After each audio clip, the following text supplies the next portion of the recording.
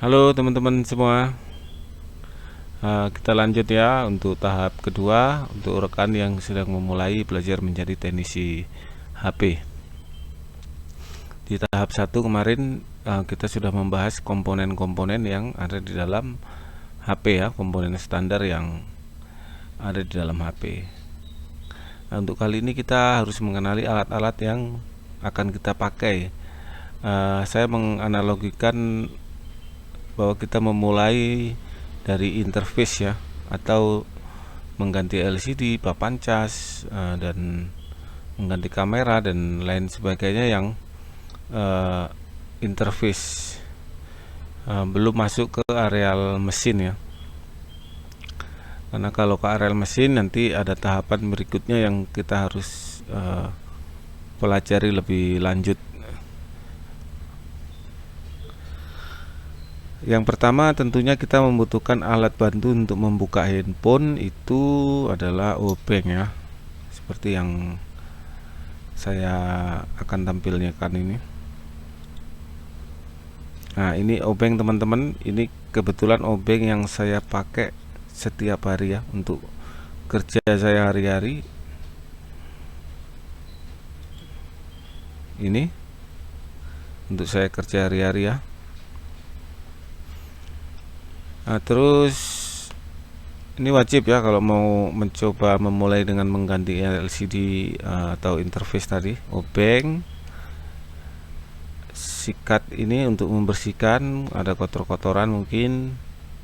Ini yang wajib ketika kita memulai dengan mengganti LCD ya, kita nggak langsung terjun ke mesin sembari kita membuka usaha mengganti LCD, nanti pelan-pelan kita sambil belajar mengenai mesin ya. Ini sikat, terus kita butuh pinset,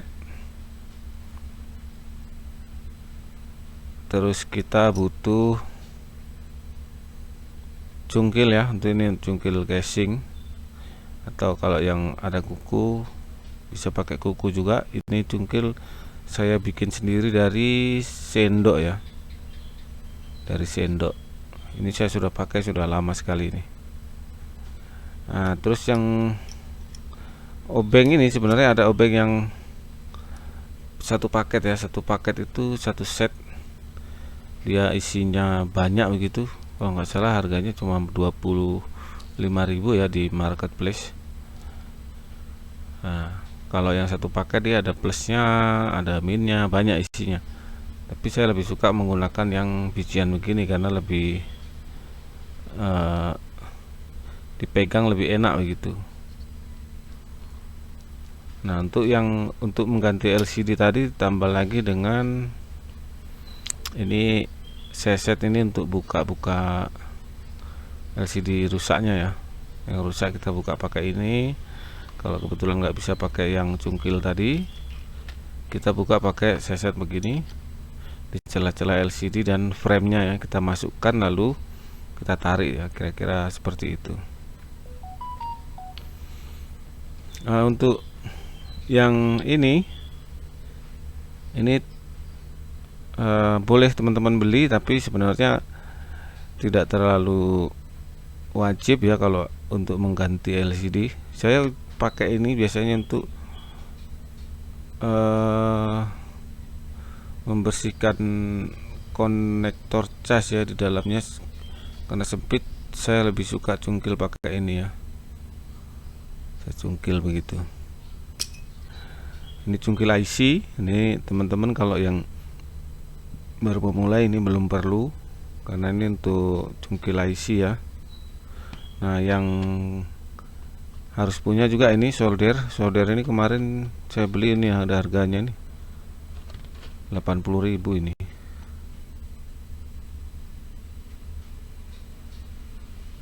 Tuh, 80.000 teman-teman.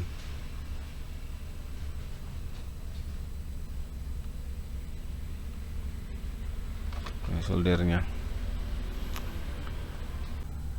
Untuk membantu juga diperlukan sebenarnya cas, tapi cas itu kan otomatis kalau kita punya handphone ya adalah casnya di rumah kan, kita pakai dulu untuk mengetes HP itu masih nyala atau tidak. begitu. Nah, sesimpel itu kalau teman-teman mau memulai mengganti LCD. Nah, begitu. Untuk interface penggantian konektor cas atau papan cas, sekarang ini justru jarang sekali tempat spare part itu yang menjual konektor casnya ya.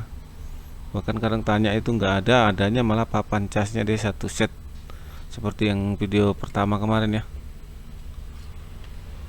satu set seperti ini ya, kita tinggal ganti aja satu set seperti ini, tinggal pasang. Atau kok bisa ganti konektornya, bisa kita pakai pinset, pakai blower dan lain sebagainya ya. Nah, untuk tahap kedua, untuk mengetes handphone mati atau hidup mau diganti LCD nih, misalnya HP masuk dalam kondisi layarnya gelap, terus mau pastikan nih HP-nya hidup ataupun mati, ada kendala di mesin atau tidak. Ya, pertama kita harus tahu ampere casnya berapa. Kita coba cas, kalau di layarnya masih hidup, adalah tampilan cahaya, berarti ya mesin masih hidup ya. Kendala yang lain nanti kita tahu setelah kita mengganti LCD. Namun kalau pecahnya pecah-pecah standar seperti jatuh, dia layarnya pecah, ya kita langsung bongkar aja, langsung ganti ya teman-teman. Untuk masuk ke mesin tentunya kita membutuhkan alat-alat lain ya, seperti ya ini tadi, cungkil. Soldernya juga kita nggak bisa lagi pakai solder ini. Solder ini bisa dipakai untuk jumper fuse kemarin yang ada di baterai ya. Ini bisa kita pakai untuk perusahaan-perusahaan interface ya, bisa dibilang standar ya. Pasang konektor cas juga bisa pakai solder ini. Solder ini juga bisa. Untuk menjumper bisa, jumper jalur cas misalnya bisa, tapi agak sulit ya, karena kadang panasnya itu kurang maksimal begitu. Untuk avometer ini saya ada dua ya, ini satu yang kecil, tapi ini kecil tapi dia lebih akurat ya. Ini Relief mereknya, Relief nih. Ini kecil ini tapi dia lebih akurat daripada yang besar ini. Ya nggak tahu ya, saya juga sesuaikan dengan pengalaman saya memakai ya, bukan di endorse ini.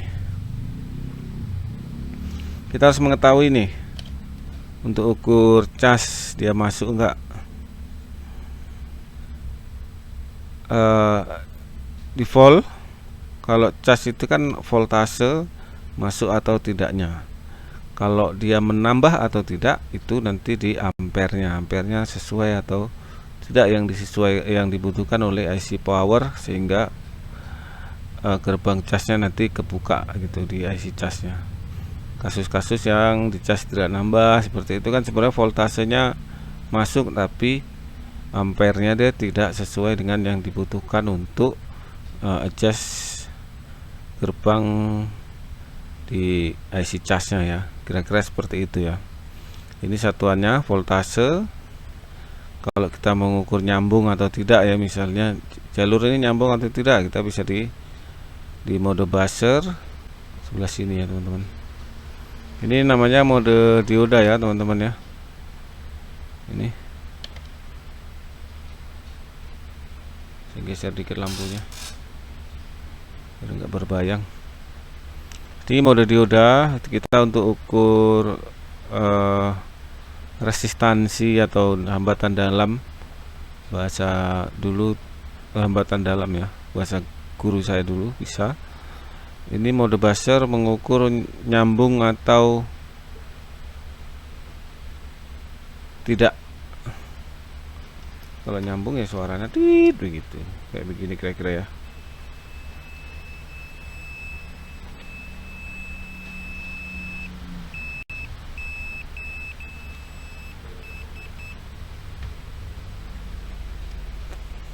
Nah, kalau mau mengukur resistansinya di yang tadi ya, di gambar dioda ini kan lambang dioda ini.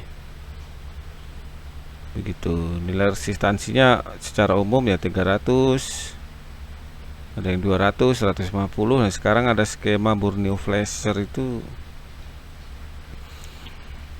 ada nilai resistansinya, bahkan itu sangat memudahkan teknisi sekali untuk mengerjakan kerusakan-kerusakan mesin ya.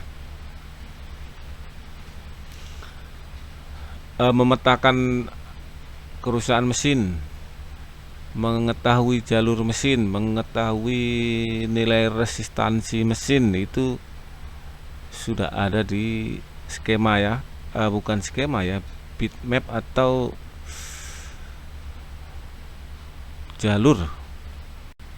jalurnya pun sudah ada sekarang di Borneo Flasher Schematic atau di Pragmatic Pak Yongki punya, atau Borneo Flasher ini saya lupa nama ownernya ya. Itu sangat memudahkan sekali untuk teknisi yang mau belajar atau mempermudah pekerjaannya di dunia handphone. Seperti itu teman-teman. Jadi kalau mau mengganti LCD saja, yang dibutuhkan ya cuma obeng, sikat, cungkil, seset bahasa saya untuk membuka LCD yang rusak tadi ya. Tentunya lem LCD, obeng. Nah kalau pengen mulai masuk di ranah mesin ya kita harus punya cungkil IC tadi. Nah yang seperti ini juga dibutuhkan ini. Yang seperti ini. Atau cungkil yang seperti ini. Nah ini fungsinya untuk membuka kaleng mesin ya. Nah, terus ini untuk mengukur tadi, kalau ukur voltase harus dipindah aja ke voltase begini. Kalau nilai resistansi ya pindah aja ke gambar dioda ini. Kalau ukur nyambung atau tidak ya pindah ke mode buzzer. Kalau nilai resistansi ke gambar dioda seperti ini. Oke teman-teman ya, saya rasa itu sudah cukup ya teman-teman untuk mulai praktek. Kalau cara bongkarnya bagaimana, cara eksekusinya bagaimana, caranya teman-teman tinggal beli aja HP rusak atau beli HP bagus yang murah-murah itu, teman-teman boleh untuk praktek ya di rumah. Kalau ada kesulitan boleh juga komen di bawah, nanti merintis belajar ya servis HP. Oh ya ini lupa nih, ada timah ini.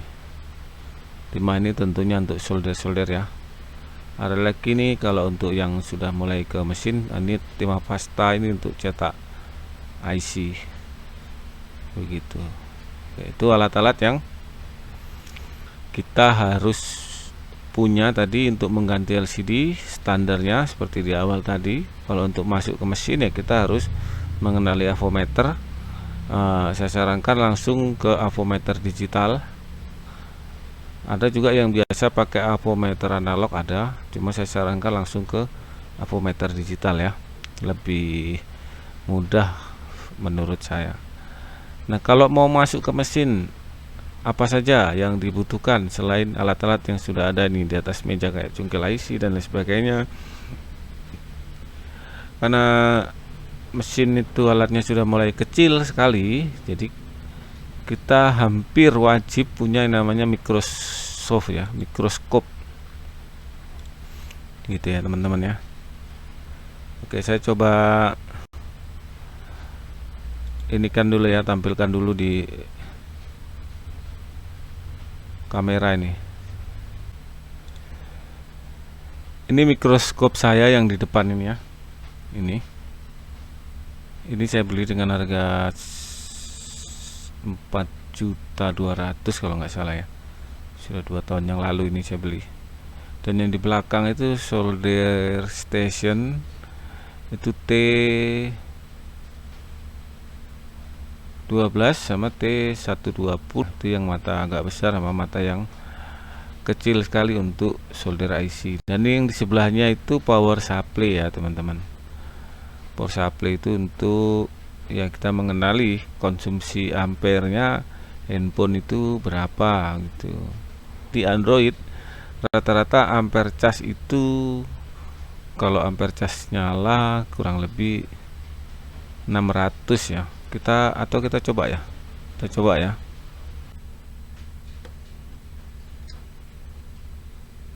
Ini kondisi HP saya matikan, ini HP saya juga nih. Ini saya pakai transaksi ini. Saya colok cas sampai dia di logo cas itu berapa ampernya.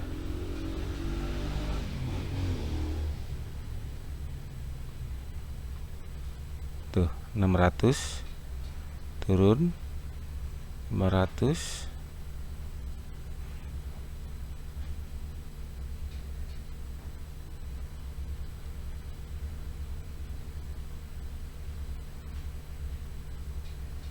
Ya, muncul lombong cas naik kan 700, 900, 1 ampere. 1 ampere ke atas itu sudah ada logo casnya begini ya. Nah, itu buat patokan buat teman-teman, kalau HP hidup berarti ampernya lompatannya begitu ya. Coba lagi ya. Kalau kebetulan LCD-nya rusak kan kita nggak bisa lihat tuh.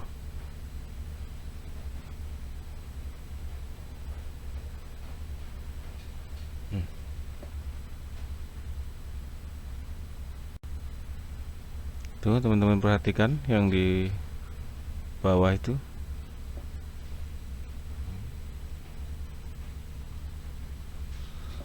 Dia stuck dulu 500. Ya, ketika tampil logo cas dia naik. Logo petir ini dia naik. Ketika dia logo casnya nambah, dia naik lagi 1 ampere. Nah, patokan itu aja. Ketika LCD-nya nggak ada, ya dari ampere itu kita bisa lihat, oh ini HP-nya hidup. Begitu kira-kira.